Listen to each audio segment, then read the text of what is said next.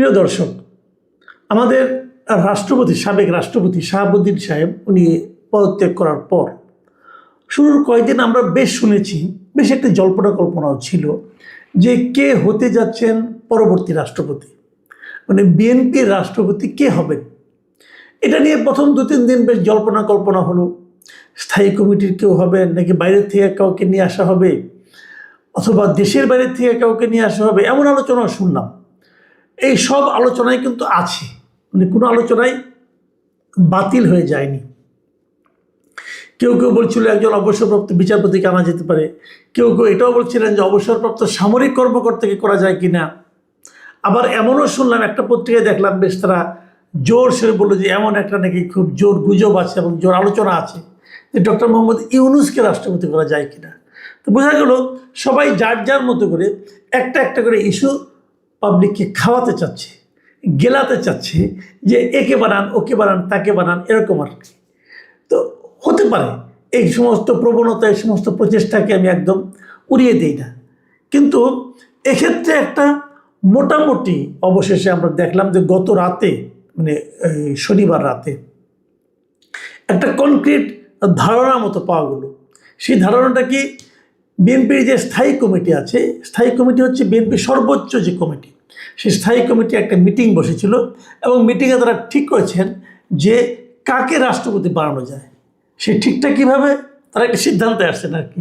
রাষ্ট্রপতির নাম ঠিক করেন নাই, তারা একটা সিদ্ধান্তে আসছেন যে তারা কোন প্রক্রিয়ায় রাষ্ট্রপতি মনোনয়ন করবেন। কারণ মনোনয়নের পর তবে ইলেকশনের ব্যাপার আছে, কাজে তবে যেহেতু বিএনপির নিজেরই 2/3 মেজরিটি আছে, কাজে বিএনপির পক্ষ থেকে যাকে মনোনয়ন দেওয়া হবে কোনো সন্দেহ নাই, দ্বিধা নাই যে তিনি নির্বাচিত হয়ে যাবেন।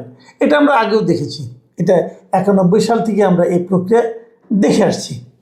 তো বিএনপির স্থায়ী কমিটি কী সিদ্ধান্ত নিল, এটা হলো সবচেয়ে ইন্টারেস্টিং, সবচেয়ে ইম্পর্ট্যান্ট এবং আমার বিবেচনায় সবচেয়ে, মানে আমি এটাকে ফানি বলবো নাকি ভয়ঙ্কর বলবো আমি জানি না, আমার জন্য সবচেয়ে আপত্তিকর একটা সিদ্ধান্ত। তারা সিদ্ধান্ত নিয়েছে, আমি বরং আপনাদের পড়ে শোনাই। দৈনিক প্রথম আলোর এই সংক্রান্ত একটা রিপোর্ট প্রকাশিত হয়েছে। সেই রিপোর্টে বলা হয়েছে স্থায়ী কমিটির বৈঠক শিরোনামটা এমন ছিল যে রাষ্ট্রপতির প্রার্থী মনোনয়নের দায়িত্ব দলীয় প্রধানকে দিল বিএনপি, এটা শিরোনাম। আর যদি আমি প্রথম লাইনটা পড়ি, প্রথম বাক্যটা আপনারা শুনুন। দীর্ঘ আলোচনার পর রাষ্ট্রপতি পদে দলীয় প্রার্থী মনোনয়নের দায়িত্ব বিএনপির চেয়ারম্যান ও প্রধানমন্ত্রী তারেক রহমানের হাতে ন্যস্ত করেছে দলের নীতি নির্ধারণী ফোরাম জাতীয় স্থায়ী কমিটি। শনিবার রাতে গুলশানে চেয়ারম্যানের কার্যালয়ে এই বৈঠক হয়। তাহলে দাঁড়ালোটা কি, দাঁড়ালো হলো সর্বোচ্চ যে নীতি নির্ধারণী ফোরাম জাতীয় স্থায়ী কমিটি, তারা মিটিং করেছেন এবং সেখানে দীর্ঘ আলোচনা হয়েছে। দীর্ঘ আলোচনা হয়ে তারা এমন সিদ্ধান্তে পৌঁছেছেন, সেই সিদ্ধান্ত হলো যে জনাব তারেক রহমান দলের যিনি চেয়ারম্যান এবং একই সঙ্গে যিনি দেশের প্রধানমন্ত্রী, তিনি ঠিক করবেন যে কাকে দলীয় প্রার্থী হিসেবে মনোনয়ন দেওয়া যায়। আমি আগে বলেছি বিএনপি যাকেই মনোনয়ন দিবেন তিনি হবেন রাষ্ট্রপতি।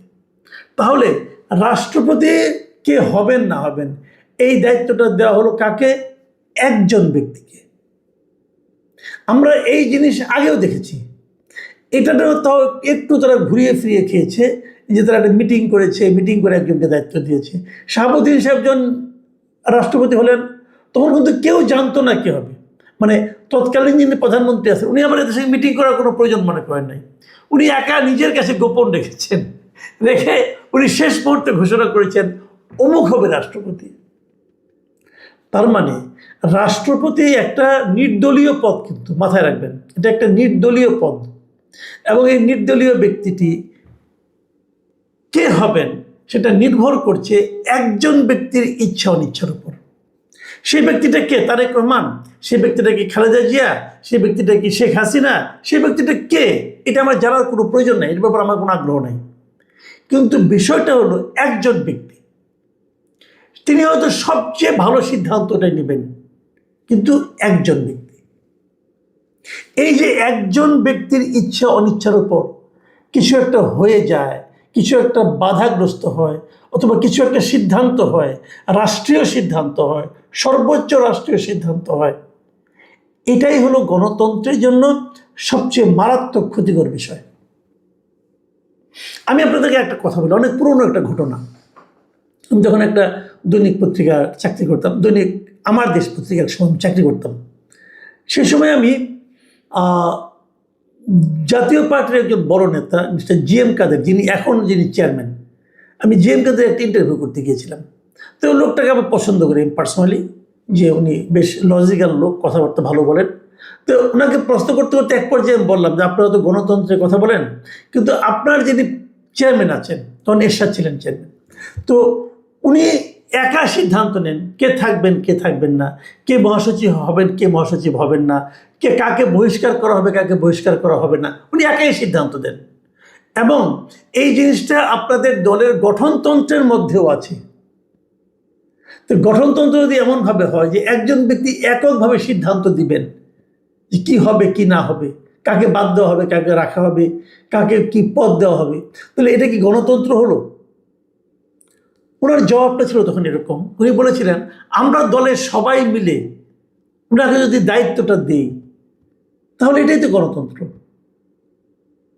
তো আমি জীবনে এরকম হাস্যকর যুক্তি আর খুব কম শুনিনি, যে আমরা দলের সবাই মিলে ওনাকে দায়িত্ব দিয়েছি, অতএব উনি একা যেটা করবেন সেটাই গণতন্ত্র। তো আমরা এখন সেরকম গণতন্ত্র দেখছি, যে পুরো স্থায়ী কমিটি মিলে তারেক রহমান সাহেবকে দায়িত্ব দিয়েছে যে আপনি বলেন কি হবে, যে হবে সেটাই হবে, এটাই গণতন্ত্র। এমনও হতো, এই জিনিসটা বাড়তে বাড়তে কেমন হয় আমি বলি।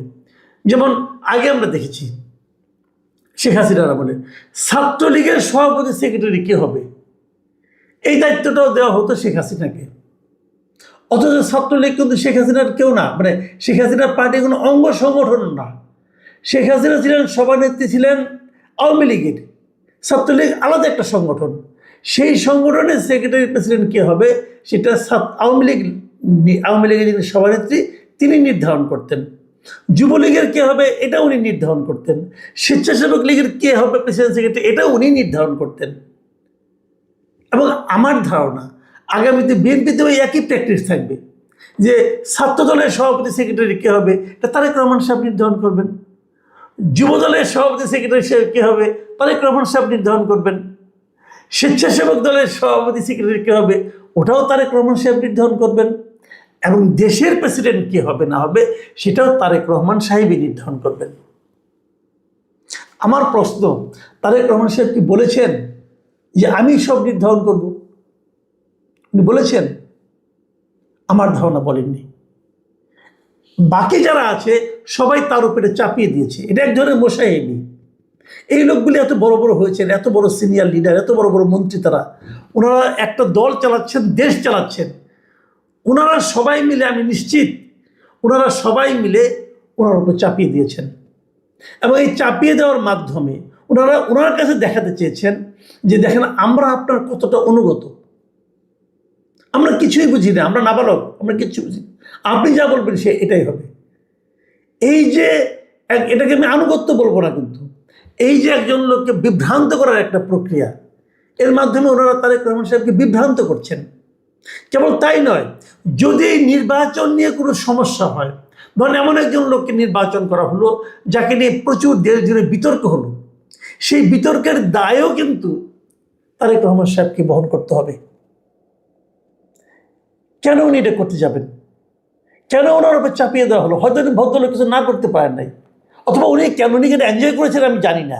যদি এনজয় করে থাকেন তাহলে ওনার জন্য আমার দুঃখ হলো। এই জায়গাটাতেই সমস্যা। ধরেন এখন এনজয় করছেন, হয়তো ভালো করছেন, এরকম করতে করতে অভ্যস্ত হয়ে যাবেন। এক পর্যায়ে উনি নিজেই সব সিদ্ধান্ত নিজের থেকে দিবেন, তখন আর স্থায়ী কমিটিকে মিটিং করে দীর্ঘ আলোচনা করে ওনাকে দিতে হবে না, উনি নিজেই দায়িত্ব নিয়ে নেবেন। ঠিক আছে, আমি বলবো আপনারা সবাই চুপ করে থাকেন। যখন এইভাবে কি কারণে নামাজকে এই চিন্তাটা আসবে, তখন উনি হয়তো ভাববেন আর আমি তো পারি, আমি তো আগেও করেছি, এই যে আমি সব পারি, এই যে আমি সব ঠিক করি, আমার করা নিয়ে কেউ কোনো প্রশ্ন করে না, এই যে চিন্তাটা, এই যে মানসিকতাটা, এই মানসিকতাটাই হলো একজন মানুষকে স্বৈরাচারী করে তোলে। আমি মনে করি এখনও যেন তেমন কিছু না, ছোট ঘটনা, কিন্তু আমার বিবেচনায় এই স্থায়ী কমিটি তারেক রহমান সাহেবকে সেদিকেই ঠেলছেন, আমাদের প্রধানমন্ত্রীকে সেদিকেই ঠেলছেন যে আপনি স্বৈরাচারী হন, আপনি সব বুঝেন। ভাই, মানুষ তো আমরা সবাই, এবং এর মাধ্যমে ওনাকে তারা বিপদেও ফেলছেন। এই সমস্ত সমালোচনা আপনি গ্রহণ করেন, আমরা কিছু জানি না। এবং যখন যে লোকটা হবে, এবং এখানে আরেকটা লোভও কাজ করতে পারে বলে আমার ধারণা। লোভটা কি সেটাও বলে রাখি।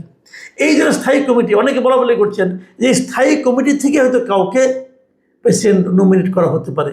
তো স্থায়ী কমিটিতে যারা আছে, আমার ধারণা সবাই নিজের থেকে একটু লোভ অনুভব করছেন, যদি আমার নাম বলে, যদি আমার নাম বলে, তো আমি যদি এখানে কিছুটা বলা বলি করি কাকে নিতে হবে, আমি তো নিজের কথা বলতে পারবো না।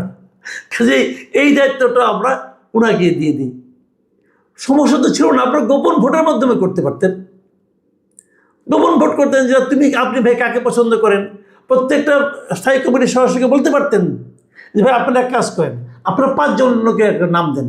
এই 5 জনের কোনো প্রার্থী হয় নাই, কেউ নাম জানেন, আপনার মনের থেকে আপনি যে 5 জনকে আপনার পছন্দ হয়, মনে মনে যার কথা ভাবছেন, হয়তো এই কথাটা কেউ ভাবে নাই, হয়তো আপনি আপনার কোথাও ভাবছেন, কোনো সমস্যা নাই। আপনি 5 জন লোকের একটা তালিকা দেন, সিরিয়ালে দেন, যাকে 1 নম্বরে চান, 2 নম্বরে চান, 1 2 3 করে 5 জন নেন। সবার কাছ থেকে নেন না 5 জনকে সিরিয়াল, গোপন ভোটে একটু খুলেন, ওখানে তো আমরা বুঝতে পারবেন সবাই মিলে কি চায়। কিন্তু সেই রিস্কেও কেউ যায় নাই। এখানে একসঙ্গে অনেকগুলি বিষয় কাজ করেছে। প্রথমত লোভ, দ্বিতীয়ত মোসাহেবি, এবং তৃতীয়ত দায়টা একজন লোকের উপর চাপানোর মানসিকতা। প্রিয় দর্শক, হয়তো অনেকে বলবেন নাকি ছোট বিষয় নিয়ে আলোচনা কি দরকার। বিষয়টা ছোট, কিন্তু আফটার ইফেক্ট অনেক বড়। সবাই ভালো থাকবেন। এখন এ পর্যন্তই। আল্লাহ হাফেজ।